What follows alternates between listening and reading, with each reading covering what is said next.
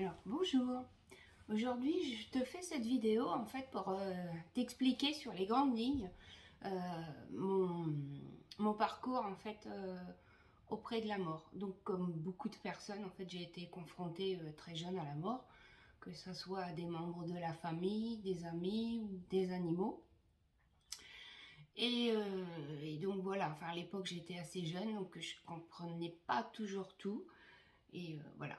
Et puis un jour, j'ai eu un revirement total. J'avais à l'époque 16 ans. Je me suis fait opérer. Alors, je suis pas sûre d'avoir vécu une EMI. Peut-être que j'en ai pas du tout vécu. Peut-être qu'il s'est passé quelque chose pendant cette opération. À l'époque, on n'en parlait pas tant que ça. Je ne sais pas. Enfin, toujours est-il qu'après cette opération, cette suite en fait d'anesthésie, j'ai pris un virage à 360 degrés. Voilà, je voulais être pompier, je voulais travailler à l'hôpital, enfin voilà, j'étais déjà très intéressée par le sujet de la mort. Pourquoi? Voilà. Et bon allez, pour maintenant, j'ai pas encore trouvé ni cherché d'ailleurs. Pourquoi? Qu'est-ce qui s'est passé à ce moment-là? Pour l'instant, j'ai pas l'envie d'aller chercher pourquoi ni comment. Euh, donc voilà. Donc, eh bien, j'ai pu m'immerger dans le monde des pompiers, j'ai pu m'immerger pendant 30 ans dans le milieu médical. Donc, la mort, on y est confronté en fait régulièrement. Pour tout te dire, une fois que j'ai eu mon diplôme, euh, le premier mois en fait où j'ai travaillé en tant que diplômée, j'ai eu 13 décès. À chaque fois, je me posais des questions et en fait, un jour, je suis allée voir ma cadre et je lui ai dit attends, je comprends pas, ils meurent tous quand je suis là, c'est moi qui porte la poisse. Et elle me dit non, tout simplement, ils sont à l'aise avec vous. Oh, ouais, mais bon, j'ai 20 ans, je côtoie pas forcément la mort de façon la plus à l'aise. À l'époque, je travaillais en maison de retraite. Il faut savoir que voilà, les gens allaient rapidement à 60 ans en maison de retraite. Moi, j'avais des décès entre... Les gens avaient entre 80 et 90 ans. Donc, je dirais un petit peu, c'était des mascottes de l'établissement. Donc, une grosse responsabilité également là-dessus, par rapport également aussi au respect qu'on se doit déjà en tant que personne, tout simplement. Mais là, je trouvais que j'avais une pression supplémentaire. Et puis bah voilà, bah, je continue mon parcours, hein, donc je commence quand même à me renseigner un petit peu là-dessus, je commence à avoir des interrogations, voilà, bon, je change d'établissement, et puis je décide de faire mon master en sophrologie sur le sujet de la mort.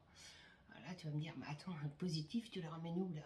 Eh ben si, en fait, on peut le ramener tout à fait, aussi bien pour la personne en fin de vie que pour les accompagnants. Et puis ben, pour mon master, ben, bien sûr, je fais des recherches, hein, parce que c'est pas que faire des séances, sinon c'est un peu trop facile.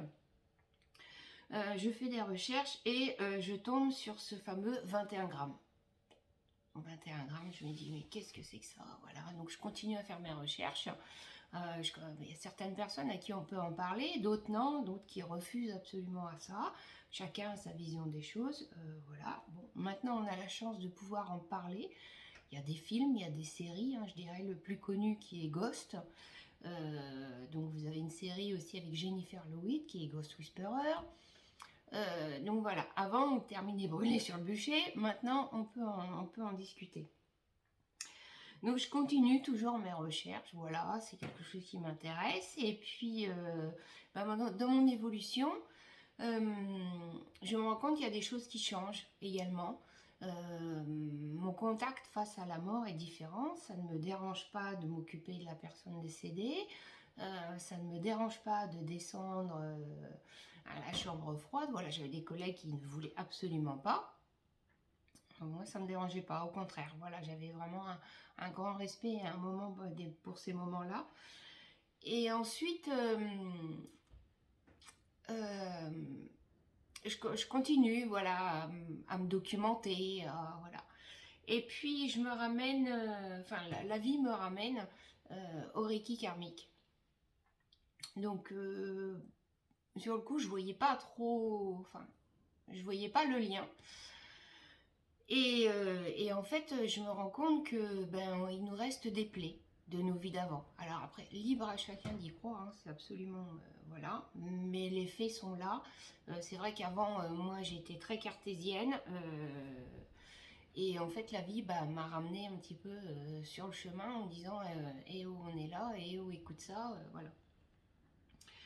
Et puis après, j'ai continué un petit peu à me performer sur d'autres choses, à apprendre. Je me suis formée donc sur l'hypnose spirituelle de régression, où on va quand même sur nos vies antérieures. Pour certaines personnes, il nous arrive également de côtoyer la mort à un moment donné. Donc tout ça, bien sûr, vous êtes accompagné sur ces séances, j'accompagne bien sûr. Et puis là, je me suis formée au processus hypno-évolutif en fait, de communication avec les défunts. Donc c'est bien que quelque part, en fait, cette voix, elle m'appelle depuis un moment. Et voilà, il fallait que j'arrive en fait à aller au bout, enfin pas au bout, mais d'avancer un maximum pour pouvoir développer ça. J'ai dû faire les expériences que j'ai faites pour pouvoir en arriver là. Donc voilà. C'est un sujet qui me passionne depuis très longtemps. Alors je suis pas glauque non plus, loin de là. Mais voilà, je pense qu'il y a quelque chose en fait à explorer derrière. Vous avez un grand médecin anesthésiste qui est connu, qui est le docteur Jean-Jacques Charbonnier, qui lui aussi voilà, fait des TCH. Donc ce sont des hypnoses. Voilà, lui il fait ça en groupe, moi je fais ça en individuel. Et vraiment, voilà, il y a quelque chose à explorer. Peut-être pour démystifier également tout ça. Surtout que là, avec la période qu'on a vécue, voilà, il y a eu beaucoup de peurs qui ont engendré beaucoup de choses. Voilà, et il faut sortir voilà, de ce carcan et expérimenter. Voilà, c'est tout ce que je peux vous conseiller. Voilà. Donc voilà, c'était mon petit, ma vidéo sur le sujet du moment qui m'interpellait. Voilà. Eh bien, je vous souhaite une bonne journée.